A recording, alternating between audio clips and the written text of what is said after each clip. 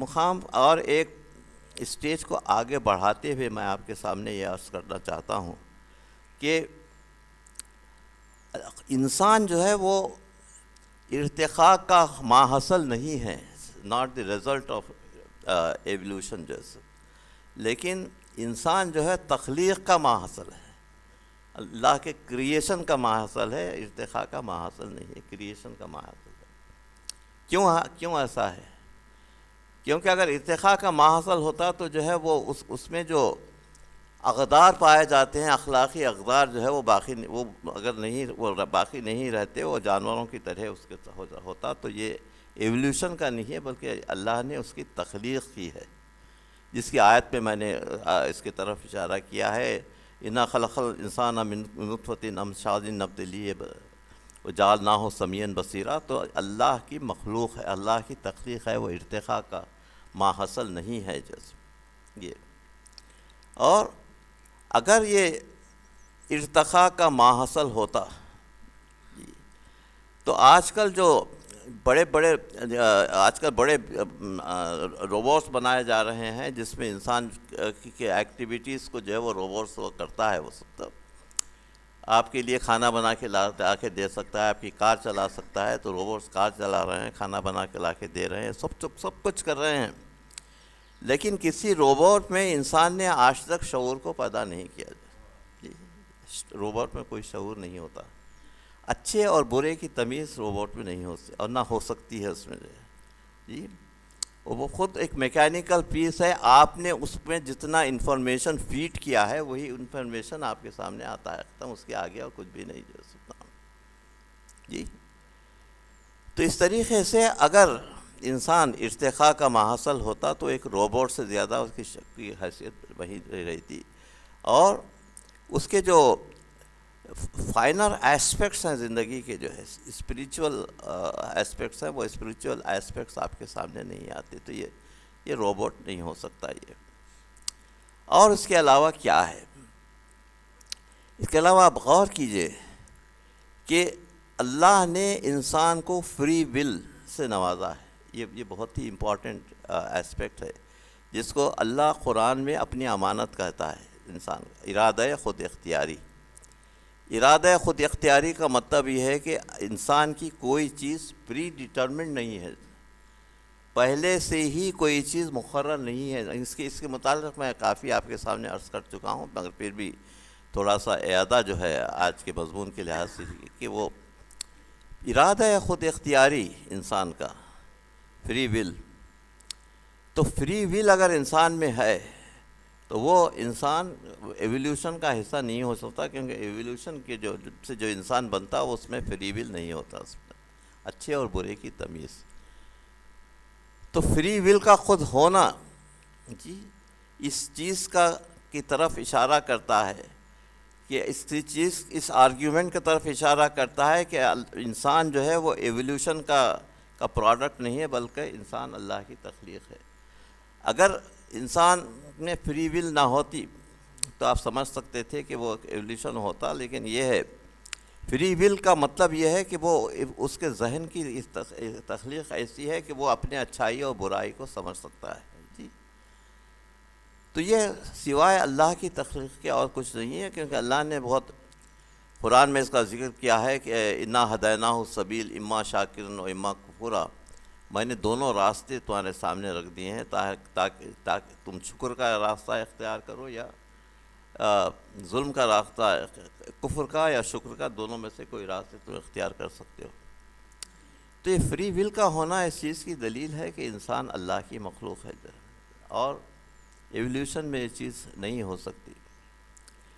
اس کے علاوہ دوسری بات، اگر انسان جو ہے میں فری ول نہ ہوتی، اور فری ول کا نتیجہ، فری ول جو ہے اللہ کی دی ہوئی کوئی چیز نہیں ہوتی بلکہ اس کی خود کا اپنا پروڈکٹ ہے، تو اللہ کی کوئی ضرورت نہیں ہوتی۔ اس کے بعد اللہ کے متعلق آرگیو کر سکتے ہیں کہ چونکہ انسان میں فری ول ہے، وہ اللہ کی دی ہوئی ہے، اگر فری ول اللہ کی دی ہوئی نہیں ہوتی تو پھر اگر انسان کی دی ہوئی ہے اگر سمجھتے ہیں آپ، تو وہ جیسے کہ آج کل دہریوں کا خیال ہے، تو اس وقت جو ہے اللہ کی کو یہ ایمان رکھنے کی کوئی ضرورت نہیں تھی. وہ بہت سے یہ دہریے یہ کہتے ہیں کہ بس وہ ایک ایسا ہے کہ چابی دے کر جس طریقے سے آپ ایک واچ کو جو ہے آگے بڑھاتے ہیں، اس طریقے سے کسی نے بائی چانس، وہ اللہ کا کے قائل نہیں ہے، اسٹیون ہاکنس اور بڑے جو سائنٹسٹ ہیں، کسی نے چابی دے دی تھی اور وہ چابی چل رہی ہے جو ہے سب. جی تو یہ چابی کا چلنا جو ہے وہ اللہ نے ہی انسان کو خلق کیا، یہ چابی نہیں ہے. اور اس چابی کو آپ کیسے پروو کر سکتے ہیں جبکہ آپ اللہ کی قدرت کے جو مینیفیسٹیشن ہے اس کے فینومینا کے، اس کے متعلق آپ غور کرنے لگیں تو اس کی جو پریسائزنس ہے، جو ہے اس کی جو باریکیاں ہیں، وہ چانس کا نتیجہ نہیں ہو سکتی. کئی لوگوں نے اس کے متعلق جو ہے اسٹیفن ہاکنس کے سوالات کا جواب دیا ہے، اور بہت سے آج کل یہ بڑا ڈیبیٹیبل مضمون ہے کہ جو ہے اللہ کا وجود، اللہ کا عدم وجود، اور یہ کیا ایک اسپائرل ہے، بالکل چابی دی ہوئی کوئی چیز ہے. یہ اس پہ آج کل کافی ڈسکشنز ہو رہے ہیں. یہ نہیں، اللہ هو اللہ الخالق الباری المصور، سورہ حشر کی بڑی خوبصورت آیتیں ہیں. تو جو آخری جو 3 آیتیں ہیں وہ آپ اس کو پڑھیے کہ هو اللہ الذی لا الہ الا هو عالم الغیب والشہادہ هو الرحمن الرحیم، هو اللہ الذی لا الہ الا هو الملک القدوس السمیع البصیر، الملک القدوس، یہ بہرحال ملک ہے، قدوس ہے، اور پورے اللہ کے جو 12 صفات ہیں اس آیت میں اس کا ذکر کرا ہے. هو اللہ الذی لا الہ الا هو هو الرحمن الرحیم. تو یہ اللہ کے جو صفات پر آپ غور کیجئے کہ سارے کے سارے صفات انسان کے لیے ہیں، اور انسان اگر اس کے متعلق غور کرے تو باری اور مصور اس کے اتنے پریسائز لاز ہیں کہ وہ آپ اس کو ایکسپلین نہیں کر سکتے.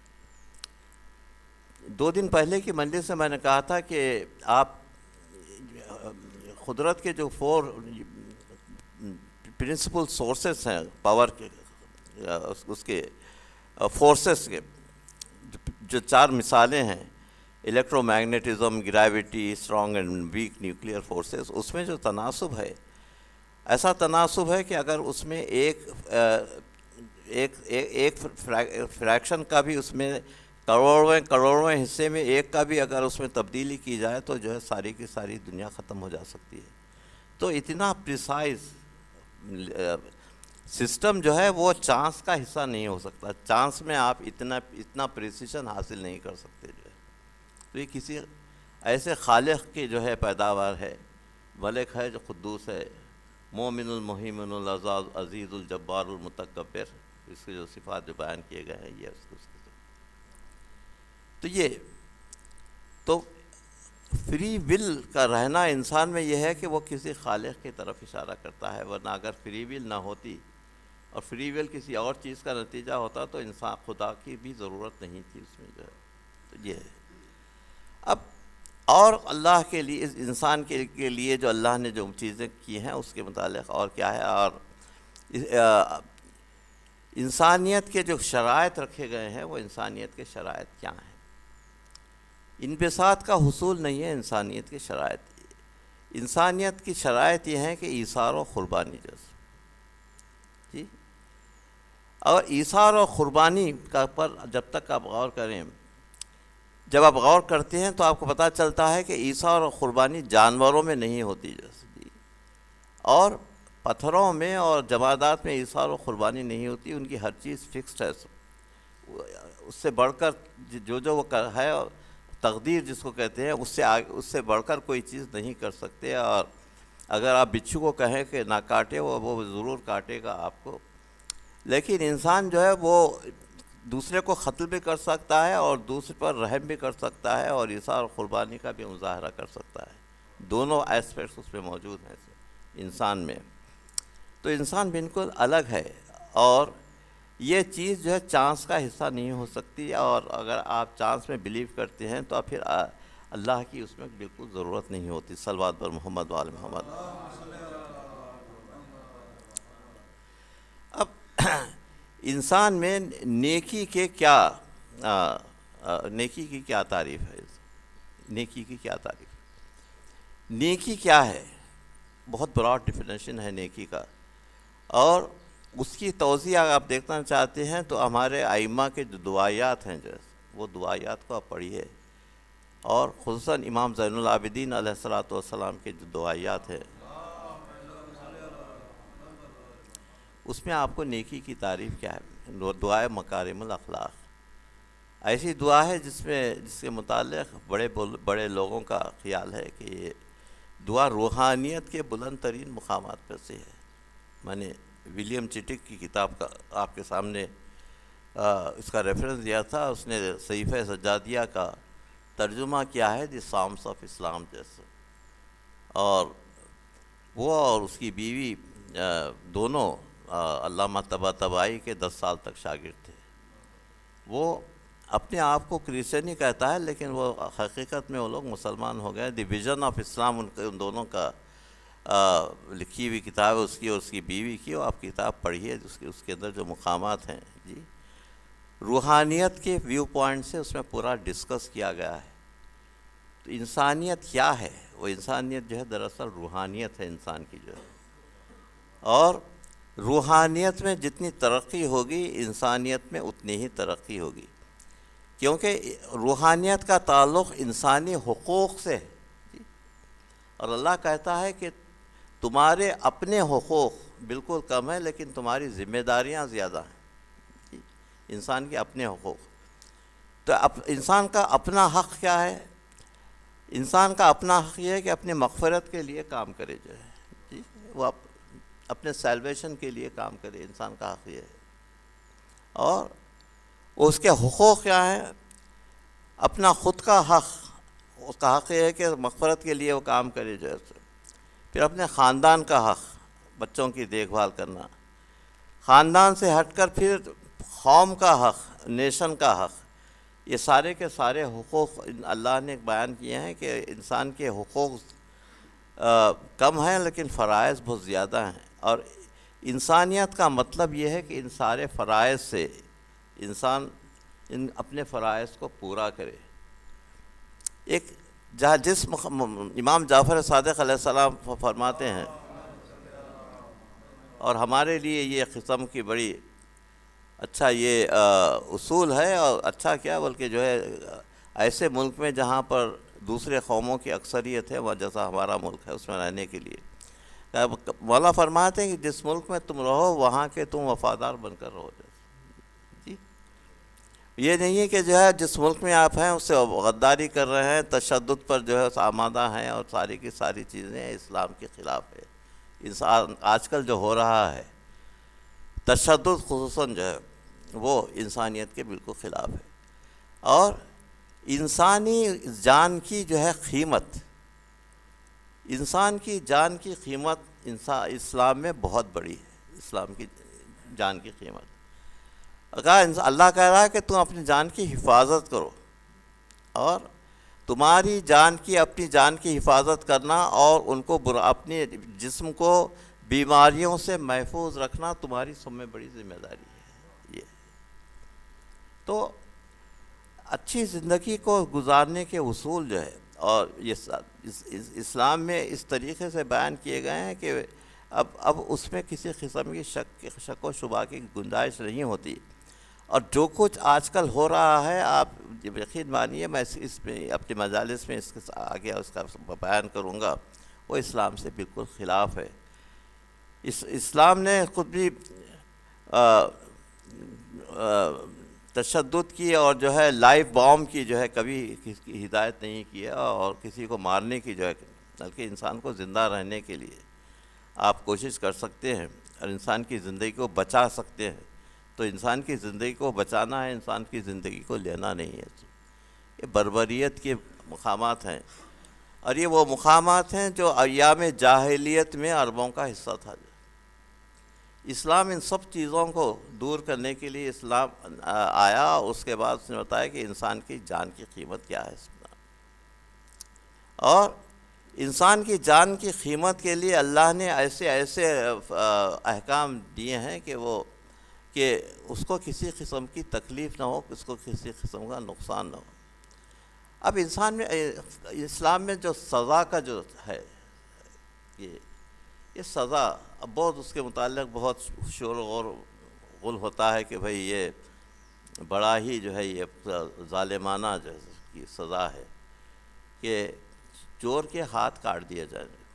جی، تو چور کے ہاتھ کاٹنے کے ہاتھ کاٹنا جو ہے یہ ہے کہ انسان کے لیے ہتھیلی جو ہے ضروری ہے سجدہ کرنے کے لیے۔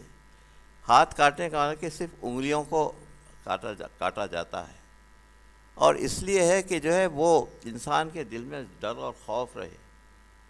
اب دیکھیے وحشیانہ جس قسم سے جرائم کی تعداد جو ہے مغربی ممالک میں ہو رہی ہے، اس لیے ہے کہ ان کو کسی قسم کا خوف و ڈر نہیں ہے۔ لیکن آپ کو اگر عاقبت کا ڈر ہے، اور یہ ہے کہ آپ کو اس سے متعلق سوال کیا جائے گا، ہر نعمت کے متعلق آپ پر سوال کیا جائے گا کہ آپ نے نعمت کا کس طریقے سے استعمال کیا ہے۔ جی، نعمت کا اچھا استعمال کیا ہے یا نعمت کا خراب استعمال کیا ہے۔ جی، تو نعمت کا اچھا استعمال کرنے کا نام ہے جو ہے آپ کو اس کا اجر دینا، ثواب دینا، اور نعمت کا غلط استعمال کرنا ہے آپ کو سزا دینا۔ سزا اور جزا دونوں کے دونوں جو ہے وہ بالکل انسان کی جو نفسیات ہے اس کے اوپر ڈیپینڈ ہے۔ جی، اور اس کے علاوہ عورتوں کو سنسار کرنے کا کہیں بھی حکم نہیں ہے۔ آپ بتائیے، اب سورہ روم کی ابتدائی آیتوں کو پڑھیے کہ ایک زانی یا زانیہ کی سزا کیا ہے، 70 کوڑے۔ عورتوں کو سنسار کرنے کا حکم کہیں نہیں دیا گیا۔ تو یہ عورتوں پر جو آئسس جو ہے وہ ظلم کر رہے ہیں اور جو سنسار خود کر رہے ہیں عورتوں کو، یہ اسلام کے بالکل خلاف ہے۔ 70 کوڑے مارنے کی سزا ہے، سنسار کرنے کا حکم کہیں نہیں ہے اس کا۔ تو سزا اور جزا اس لیے ہے کہ انسان اپنے نفس کو ملامت کرے جب سزا کا جو ہے مقام سامنے آتا ہے، اور یہ سزا اس کے نفس کو کی پاکیزگی کا ذریعہ بن جاتی ہے۔ صلوات بر محمد و آل محمد۔ امیر المومنین علی ابن ابی طالب کی زندگی میں کسی نے چوری کی تھی، لیکن اس چوری کا کوئی ثبوت نہیں تھا، تو مولا اس کو سزا نہیں دے سکے۔ تو یہ خود آیا اور سامنے کہا کہ میں نے چوری کی ہے، میں آپ کے سامنے خود اس کا میں آپ کے سامنے اس کا اقرار کرتا ہوں۔ تو کہا کہ تو نے مجھے مجبور کر دیا، تو نے اس کا اقرار کہ اب تجھے سزا دینا ضروری ہے۔ تو آپ نے اس کی انگلیاں کاٹ دی۔ تو وہ اس طریقے سے وہ انگلیوں اپنے ہاتھ کو لے کر باہر گیا اور کہا کہ میں وہ ہوں جس کو سزا مولا متقیان امیر المومنین نے دی ہے، اور جہنم سے بالکل پاک و صاف ہو گیا۔ صلوات بر محمد و آل محمد۔ اب اسلام میں جو ادب ہے، اور ادب کے متعلق میں نے اس کے پہلے کی مجلس میں جو ہے ذوق نفیس میں نے آپ سے سامنے بات کی ہے، تو سارے کے سارے چیزیں کیا ہیں اس کے انسان کے ذہن کو آگے بڑھانے کا جو ہے، جی، قرآن شریف کی تلاوت کرنا جو ہے، لحن سے قرآن پڑھنا جو ہے۔ اسلام میں چونکہ گانا جائز نہیں ہے، لیکن آپ لحن سے قرآن پڑھ سکتے ہیں، اور یقین مانیے کہ اس لحن میں جو اثر ہے آپ کے ذہن پر اور آپ کے کانوں پہ جو اثر ہوتا ہے وہ کسی اور چیز میں نہیں ہو سکتا۔ تو یہ ساری کی ساری چیزیں، اور اللہ نے پرسنل اپیرنس کے متعلق بھی بہت کہا ہے قرآن میں، کلو وشربو ولا اسرفو، کھاؤ پیو مگر اسراف مت کرو۔ تو ان لوگوں کے لیے ہے جو بالکل کچھ نہیں کرتے، بڑے زاہد خشک بنے ہوئے ہیں، نہ کھاتے ہیں نہ پیتے ہیں، اللہ کا اس کو پسند نہیں ہے۔ اللہ چاہتا ہے کہ اپنی صحت بنا کے رکھیے، کھاؤ پیو مگر اسراف مت کرو۔ اور پرسنل اپیرنس کے متعلق بھی بڑا زور دیا گیا ہے۔ میں نے شاید پرسوں کی مجلس میں کہا تھا کہ حسن بصری جو ہے ایک وہ زمانے میں امیر المومنین کے زمانے میں تھے، اور وہ اپنے آپ کو صوفی کہتے تھے۔ تو تو انہوں نے بڑے اپنے بال لمبے کر لیے تھے اور اتنی بڑی داڑھی اور بڑے بڑے لمبے بال، اور مولانا متقیان کے پاس گئے، اس کہا کہ دیکھو تم پہلے اپنی شکل بنا کر آؤ، جو اپنے بال کٹوا لو اور داڑھی اتنی رکھو جو دور سے نظر آ سکے۔ یہ بڑی بڑی القاعدہ والی داڑھیاں رکھنا جو ہے یہ ہمارا شعور نہیں ہے۔ جی بھئی داڑھی ایسی ہو کہ آپ کو دور سے نظر آ سکے، جو ہے جی کلو وشربو ولا تسرفوا، جو تو اس طریقے سے مولانا نے پرسنل جو ہیبٹس ہیں اس کے متعلق بہت کچھ کہا ہے، اور انسان کو جو ہے کہ زندگی میں جو لوگوں سے سابقہ پڑتا ہے اور اس کے متعلق بہت کچھ کہا گیا ہے۔ تو یہ ہمارے ائمہ کے جو زندگی کے اصول ہیں وہ ہمارے سامنے رہیں، اور میں نے شاید پرسوں کی مجلس میں کہا تھا، شعور کی ترقی کس حد تک ہو، اسٹیجز ہیں شعور کے، ایسے اسٹیجز ہیں کہ انسان کی ذہانت کے بھی اسٹیجز ہیں، جو ایک انسان کا ذہن اور دوسرے انسان کے ذہن میں فرق ہوتا ہے، جو سب، اور یہ ذہانت کے اسٹیجز جو ہیں وہ آگے بڑھنے لگتے ہیں، اور اس کی ترقی کے لیے جب تک آپ ایک نقطے پر اپنے شعور کو مرکوز نہ کریں، جی کانسنٹریٹ نہ کریں، آپ ترقی نہیں کر سکتے۔ اور جس نقطے پر آپ کانسنٹریٹ کر رہے ہیں اسی کو مودت کہتے ہیں، صلوات بر محمد والے۔